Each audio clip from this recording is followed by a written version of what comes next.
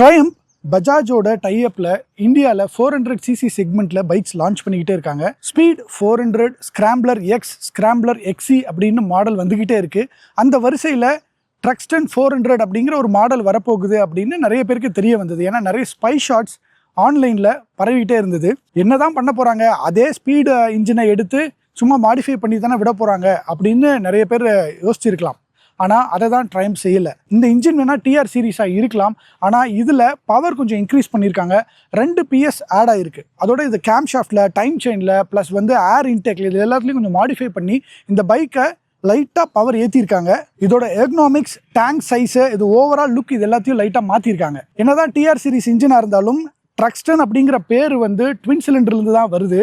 ஏன்னா ஸ்டார்டிங்கில் இருந்தே ட்வின் சிலிண்டர் 1200cc, 900 இன்னும் ஏகப்பட்ட இன்ஜின்ஸ் ட்வின் சிலிண்டராக தான் இருந்தது. அப்படி இருக்கும்போது இந்த சிங்கிள் சிலிண்டர் அந்த நேமை காப்பாற்றுமா, அந்த ட்ரக்ஸ்டன் அப்படிங்கிற பேருக்கு இது நியாயம் சேர்க்குமா அப்படின்னு நீங்கள் பார்த்தீங்கன்னா உண்மையிலே சேர்க்கும் அப்படின்னு தான் நான் சொல்லுவேன். அது எப்படி அப்படிங்கிறது தான் இந்த ரைட் ரிவ்யூவில் நம்ம பார்க்க போகிறோம். வாங்க.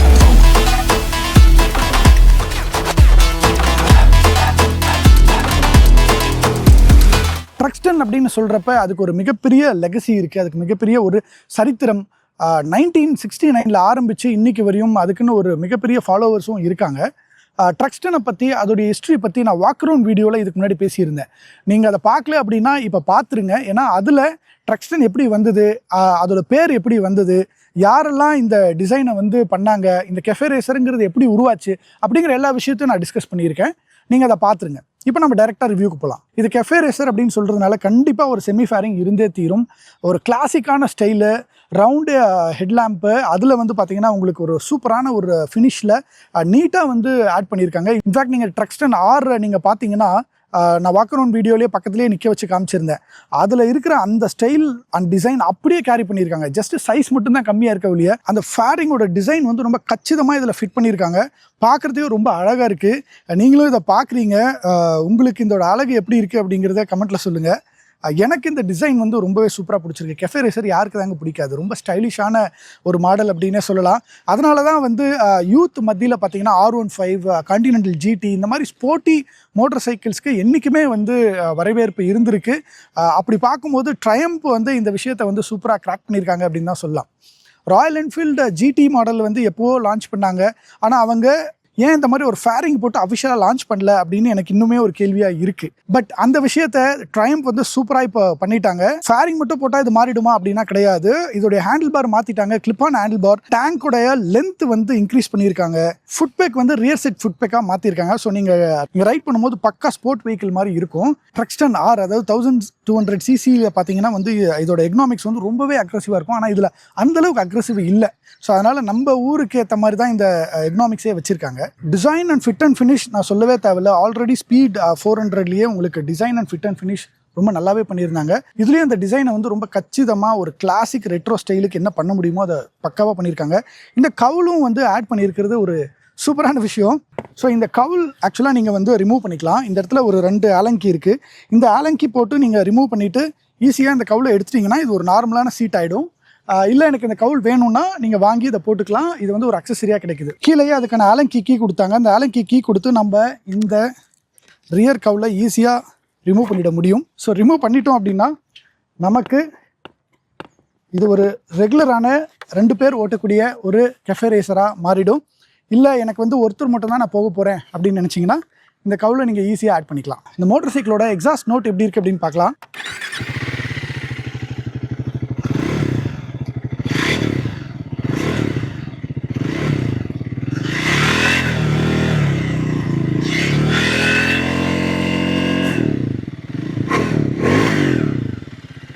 PS பவர் அதிகமாக இருக்குது. 1000 RPM எக்ஸ்ட்ரா நம்ம ரிவ் பண்ண முடியும். இதனால் டாப் ஸ்பீடு இன்க்ரீஸ் ஆகிருக்கு.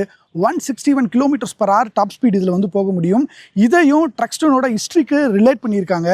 ட்ரக்ஸ்டன் பார்த்தீங்கன்னா உருவான கதையே ஒரு கெஃபே ரேசரில் ஒரு 100 mph டச் பண்ணுங்கிறது தான் அவங்களுடைய இலக்காக இருந்தது. அந்த ஸ்பீடை இந்த ட்ரக்ஸ்டன்லேயே கொண்டு வந்திருக்காங்க. 400cc 161 km/h speed செமல்ல.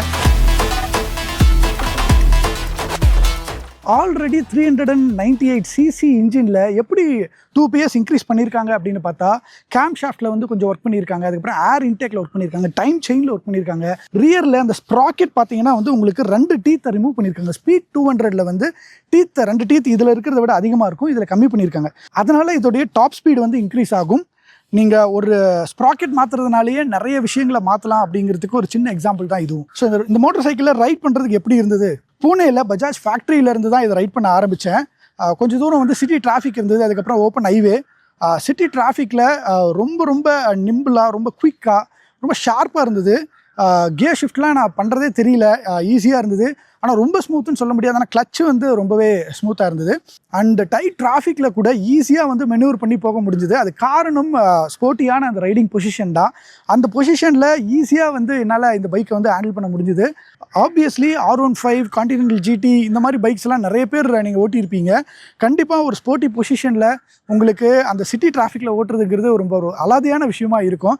அதான் இந்த மோட்டர் சைக்கிளை நான் சூப்பராகவே என்ஜாய் பண்ணேன். ப்ளஸ் அந்த இன்ஜின் பவர், அது வந்து லோ எண்டில் கூட இம்மீடியட்டாக வந்து அந்த பவர் கிடைக்கிறதுங்கிறது ரொம்ப சந்தோஷமாக இருந்தது. ஃபர்ஸ்ட் கியர் போட்டு செகண்ட் கியர், தேர்ட் கியர்னு எல்லா இடத்துலையும் நான் ரெவ் பண்ணி 6th கியர் போயிட்டு 6th கியரில் ஒரு 100 கிராஸ் பண்ணிட்டேன். அண்ட் ஸ்மூத்தாக என்னால் 120 km/h ஸ்பீடில் வந்து அழகாக க்ரூஸ் பண்ணிட்டு போக முடிஞ்சுது. எந்த ஒரு வைப்ரேஷனும் இல்லை, ரொம்ப நீட்டாக ரொம்ப குயிக்காக இருந்தது இந்த மோட்டர் சைக்கிள். டாப் ஸ்பீடு என்னால் செக் பண்ண முடியல, ஏன்னா அது ஒரு ஹைவேவாக இருந்தாலும் நிறைய டிராஃபிக் இருந்தது. அதனால் நான் ஒரு 120 to 130 தான் என்னால் போக முடிஞ்சுது.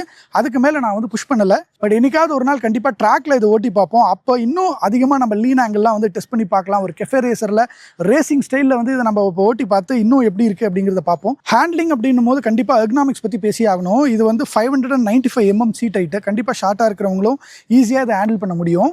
நான் வந்து 5.5, ஸோ எனக்கு ரொம்ப ஈஸியாக தான் இருந்தது. ஒருவேளை டாலாக இருக்கிறவங்க வந்து இதை ஹேண்டில் பண்ணுறது கஷ்டமாக இருக்குமா, ஒருவேளை நீ இடிக்குமா அப்படின்னு பார்த்தீங்கன்னா, நம்ம வீடியோகிராஃபர் பரத்வாஜ் வந்து 6.2, அவரை கூப்பிட்டு பார்ப்போம் அவருக்கு இந்த பைக் எப்படி இருக்குது அப்படின்னு. பரத், 6.2 ஒயிட், இதில் ஏறி உட்காருங்க, எப்படி இருக்குன்னு பார்ப்போம். ஓகே, இந்த காலை மேலே வைங்க, முட்டி எந்த அளவுக்கு வருதுன்னு பார்ப்போம். 6.2 ஒயிட்டு. ஆனால் இவருக்கும் வந்து நீ வந்து பெருசாக டிஸ்டர்ப் ஆகலை. அதுக்கு காரணம் என்னென்னா டேங்கோட லென்த்தை வந்து இன்க்ரீஸ் பண்ணியிருக்காங்க. அதனால் வந்து இவருக்கு டிஸ்டர்பன்ஸ் இல்லாமல் தான் இருக்குது. டக்கின் பண்ணுற மாதிரி இருங்க. ஸோ பக்காவாக ஒரு 6.2 இருக்கிற ஆளுக்கும் இந்த பைக் வந்து ஆப்டாக இருக்குது. நான் ஏன் இந்த டெஸ்ட்டை பண்ணி பார்த்தேன் அப்படின்னா, ஸ்பீட் 400 லான்ச் ஆனப்போ சின்ன பைக்காக இருக்குது, ரொம்ப குட்டியான பைக்காக இருக்குது, நிறைய பேர் கம்ப்ளைண்ட் பண்ணியிருந்தாங்க. ஆனால் ஸ்பீட் 400 சிட்டிக்குள்ளே ஓட்டுறதுக்கும் ஹைவேக்கும் ஆப்டான ஒரு மோட்டர் சைக்கிளாக இருக்குது அப்படின்னு அதோட கஸ்டமர்ஸ், அதை வாங்கின நிறைய ஓனர்ஸ் வந்து ஃபீட்பேக் கொடுத்துருந்தாங்க. அப்படி பார்க்குறப்ப இது வந்து கெஃபே ரேசராக இருந்தாலும் இன்னும் சின்னதாகிடுமோ அப்படிங்கிற ஒரு ஃபீலிங் இருந்தது. ஆனால் அதுதான் கிடையாது, 6'2" யூஸ் பண்ண முடியும். ஹேண்ட்லிங்கில் பிரேக்கிங் வந்து ரொம்ப சூப்பராக இருந்ததுங்க. அது காரணம் என்னென்னா, ஸ்பீட் 400 இருக்கிற அதே சின்டர்ட் பிரேக் பேட்ஸ் தான் கொடுத்துருக்காங்க. டயரும் பார்த்தீங்கன்னா அப்போலோ டயர்ஸ் இருக்குது. இதனால் வந்து கிரிப் ரொம்ப சூப்பராக இருக்குது. இதே நீங்கள் எக்ஸியில் பார்த்தீங்கன்னா அதில் ஆர்கானிக் பிரேக் பேட்ஸ் கொடுத்துருப்பாங்க. அதோடைய பைட் வந்து ரொம்ப கம்மியாக இருக்கும். அதோட ரிவ்யூவில் நான் சொல்லியிருப்பேன். அதுக்கு காரணம் பிரேக் பேடோடைய அந்த தன்மை. அந்த ஆர்கானிக் பிரேக் பேட்ஸ் அப்படி தான் ஒர்க் ஆகும். பட் இது சின்டர்ட் பிரேக் பேட் சும்மா நச்சு நிற்கிது, ஒரு ப்ராப்ளமும் இல்லை, சொல்கிற இடத்துல பக்காவாக நிற்கிது. நான் ரைட் பண்ணுறப்ப ஒரே ஒரு விஷயம் நான் ஃபீல் பண்ணது என்னென்னா, சீட்டை வந்து பார்த்தீங்கன்னா கெஃபே ரேஸுங்கிறனால நல்லா பெருசாக கொடுத்துருக்காங்க. நீங்கள் டக்கின் பண்ணுறப்ப பின்னாடி நகர்ந்து தான் உட்காரணும். நீங்கள் சடன் பிரேக் போடுறப்ப கொஞ்சம் அப்படி முன்னாடி நகர்ந்து வர்ற மாதிரி இருக்குது. ஆனால் அது ஆப்வியஸ் தான், இது ஒரு மைனஸாக நான் சொல்ல முடியாது. ஸ்பீடில் அந்த பிரேக்கிங் வந்து கொஞ்சம் பழகணும். ரொம்ப ரிலாக்ஸ்டாக உட்காந்துக்கிட்டு நீங்கள் சடன் பிரேக் போடுறப்ப கொஞ்சம் முன்னாடி வந்து ஹிட் ஆகிற மாதிரி இருக்குது. அதை மட்டும் நம்ம பார்த்துக்கணும். ஃப்ரண்ட்டில் ரேக் ஆங்கிள் ஏதாவது மாற்றிருக்காங்களா அப்படின்னு கேட்டிங்கன்னா இல்லை, ஒரு 0.1% சம்திங் ஏதோ லைட்டாக மாற்றிருக்கோம் அப்படின்னு சொல்லியிருக்காங்க. அதுக்கு காரணம் அந்த கிளிப்பான ஹேண்டில் பார் செட் பண்ணும்போது கொஞ்சம் அந்த அட்ஜஸ்ட்மெண்ட் நடந்திருக்கு. மற்றபடி பெருசாக பெரிய டிஃப்ரென்ஸ் எல்லாம் எதுவும் இல்லை. அதனால் நீங்கள் ஸ்பீட் 400 ரைட் பண்ணுற குவாலிட்டி தான் இந்த பைக்லேயும் உங்களுக்கு கிடைக்கும். ஃப்ரண்ட் அண்ட் ரியர் ரெண்டுத்துலேயும் 17 இன்ச்சு, 110 and 150 ப்ரொஃபைலு. அதனால் வந்து handling and braking super. Suspension பார்த்தீங்கன்னா வந்து உங்களுக்கு ஆல்ரெடி இருந்த சஸ்பென்ஷன் ட்ராவலை விட 10 mm இன்க்ரீஸ் பண்ணியிருக்காங்க. ஸோ ஃப்ரண்ட்டில் வந்து 140 mm ட்ராவல் இருக்குது, ரியரில் வந்து 130 mm ட்ராவல். அதனால் உங்களுக்கு பம்ப்ஸ்லேயோ ஸ்பீட் பிரேக்கர்லேயோ போகிறப்ப உங்களுக்கு பெருசாக எந்த ஒரு அதிர்வும் இல்லை. அதனால் நீட்டாக ஏறி இறங்குது. ஹைவேல நிறைய பேட்ரோல்ஸ் எல்லாம் இருந்தது, அது மேலே போகிறப்ப கூட எனக்கு பெருசாக எந்த ஒரு அதிர்வும் ஏற்படலை. ரொம்ப ஸ்மூத்தாக இருந்தது மோட்டர் சைக்கிள். மற்றபடி traction control, slipper assist, quick shifter, இது எல்லாமே வந்து ஸ்பீட் 400 இருக்கிறதுனால நம்ம அதை புதுசாக எக்ஸ்பிளைன் பண்ண வேண்டியதில்லை. அதில் என்ன வேலை செஞ்சதோ அது பர்ஃபெக்டாக இதுலேயும் அதே வேலை செய்யுது. ஸோ அதை பற்றி எந்த ஒரு கம்ப்ளைண்ட்டும் இல்லை. கிளச்சு நல்லா இருக்குன்னு நான் சொன்னேன், ஆனால் அந்த இடத்துல தான் எனக்கு ஒரு சின்ன மைனஸ் தெரிஞ்சுது. என்னென்னா, அட்ஜஸ்டபிள் லிவர் கொடுத்துருக்கலாம். ஏன் வந்து அட்ஜஸ்டபிள் லிவர் கொடுக்கலன்னு எனக்கு தெரியல. எக்ஸியில் கொடுத்துருக்காங்க. பட் இதில் கொடுத்துருந்தா இன்னும் கொஞ்சம் நல்லா இருந்திருக்கும். அதை கொஞ்சம் அவங்க பார்த்துருக்கலாம். ஸ்பீடோமீட்டர் அனலாக்லையும் ஆர்பிஎம் டிஜிட்டலில் கொடுத்துருக்காங்க. கியர் இண்டிகேட்டர் இருக்குது. ப்ளஸ் வந்து உங்களுக்கு தேவையான எல்லா இன்ஃபர்மேஷனும் இந்த சின்ன டிஸ்பிளேல அழகாக இருக்குது. ஒரு பக்கா மாடர்ன் கிளாசிக் அப்படின்னே சொல்லலாம். சுவிட்சஸோட குவாலிட்டி எல்லாம் டாப் நாச். பர்ஃபெக்டாக நம்ம ஸ்பீட் 400ல எப்படி பார்த்தோமோ அதே மாதிரி பக்காவாக கொடுத்துருக்காங்க. பார் அண்ட் மிரர்ஸ் வந்து ஒரு ரெட்ரோ லுக்கை கொடுக்கறதுக்காகவே இதில் ஆட் பண்ணியிருக்காங்க. பக்காவாக இருக்குது பார்க்குறதுக்கு. 400cc கேட்டகரியில் ரெட்ரோ செக்மெண்ட்டில் தான் வந்து ஸ்பீட் 400 லான்ச் பண்ணாங்க. அதோட காம்படிஷன் பார்த்தீங்கன்னா உங்களுக்கு ராயல் என்ஃபீல்டோட கிளாசிக், அதுக்கப்புறம் வந்து ஜாவாவில் இந்த மாதிரிலாம் இருந்தது. ஆனால் அதுக்கப்புறம் அப்படியே ஸ்கிராம்ப்ளர் ஒன்று லான்ச் பண்ணாங்க. ஸ்கிராம்ப்ளர் எக்ஸி அது அப்படியே வந்து அப்கிரேட் ஆச்சு. அப்புறம் ஸ்பீட் 400 இன்னும் கொஞ்சம் பவர் இன்ஜின் எல்லாம் கொஞ்சம் மாற்றி T4 அப்படிங்கிற மாடலையும் லான்ச் பண்ணாங்க. இப்போது இந்த கெஃபே ரேசர் மூலியமா அவங்க ஒரு ஸ்போர்ட்டி மாடலையும் லான்ச் பண்ணியிருக்கிறது தான் வந்து ஒரு புதுமையான விஷயம். இந்த ஸ்போர்ட்டி மாடல் கண்டிப்பாக யூத்ஸ்க்கு பிடிக்கும். ஸ்போர்ட்டியான ஸ்டைலிஷான பர்ஃபார்மன்ஸ் இருக்கிற ஒரு பைக் அப்படின்னும் போது யாருக்கு தான் பிடிக்காது. மைலேஜ் அப்படின்னு வர்றப்ப ஸ்பீட் 400ல இருக்கிறது தான் கண்டிப்பாக இதுலேயும் கிடைக்கணும். மேபி பவர் 2 PS இன்க்ரீஸ் ஆகிருக்கிறதுனால ஒரு 2-3 கிலோமீட்டர்ஸ் டிஃப்ரென்ஸ் இருக்கலாம். நம்ம வந்து ஷார்ட் ரைட் பண்ணதுனால என்னால் முழுமையாக டெஸ்ட் பண்ணி சொல்ல முடியல. ஒரு லாங் ரைடு எடுத்துகிட்டு போய் இதோட மைலேஜ் டெஸ்ட்டும் இன்னொரு வீடியோவில் முழுசாக பார்ப்போம். ஸோ இந்த மாடல் வந்து 2,74,000 எக்ஷோரூம் ப்ரைஸில் லான்ச் பண்ணியிருக்காங்க. இப்போதைக்கு மார்க்கெட்டில் வந்து கான்டினென்டல் GT தான் வந்து ஒரு பக்கா கெஃபே ரேசர் ஸ்டைலில் இருக்குது. ராயல் என்ஃபீல்டு அந்த ஃபேரிங்கை போட்டு இன்னுமே அஃபிஷியலாக எதுவும் லான்ச் பண்ணல. அதுக்குள்ளே ட்ரைம்ப் லான்ச் பண்ணிட்டாங்க. ஸோ கான்டினென்டல் GTக்கு டைரெக்டான ஒரு காம்படிஷனாக இது போகும். பட் அது ட்வின் சிலிண்டர், இது சிங்கிள் சிலிண்டர், அதோடைய ரைட் கம்பேரிஷனாகவே நம்ம இன்னொரு வீடியோ பண்ணுவோம். இது கண்டிப்பாக இன்ட்ரெஸ்டிங்காக இருக்கும்னு நினைக்கிறேன். பட் இந்த சிங்கிள் சிலிண்டர் இன்ஜின் இவ்வளோ பவரோட இந்த ப்ரைஸ் பாயிண்டில் உங்களுக்கு பிடிச்சிருக்கா? இந்த டிசைன் நல்லா இருக்கா? இதை நீங்கள் வாங்குவீங்களா அப்படிங்கிறத கமெண்ட்டில் சொல்லுங்கள். இந்த ரிவ்யூவில் என்னால் முடிஞ்ச அளவுக்கு நிறைய ஆஸ்பெக்டில் நான் கவர் பண்ணியிருக்கேன். இதே மாதிரி இன்னும் நிறைய ரைட் ரிவ்யூஸ் பார்க்கணுன்னா மோட்டர் வீடன் யூடியூப் சேனலை சப்ஸ்கிரைப் பண்ணிவிடுங்க. இதே மாதிரி இன்னொரு ரைட் ரிவ்யூவில் உங்களை வந்து பார்க்குறேன். நான் உங்கள் TJ. நன்றி.